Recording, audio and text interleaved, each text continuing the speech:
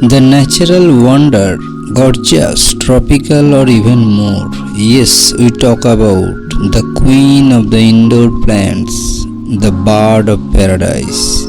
These plants are named for the beautiful orange crane-like flowers that they produce like birds of paradise. This plant needs bright indirect light to full sun when acclimated.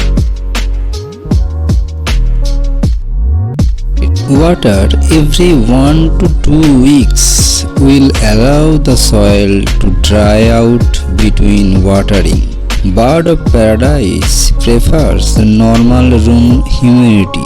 Temperature should be between 18 degrees Celsius to 30 degrees Celsius and not to go below. For soil, please use a well-draining potting mix. This easy to grow, large, upright and low maintenance plant adds a rich tropical flair to your space. Thanks for watching. Please subscribe the channel to get more video like this.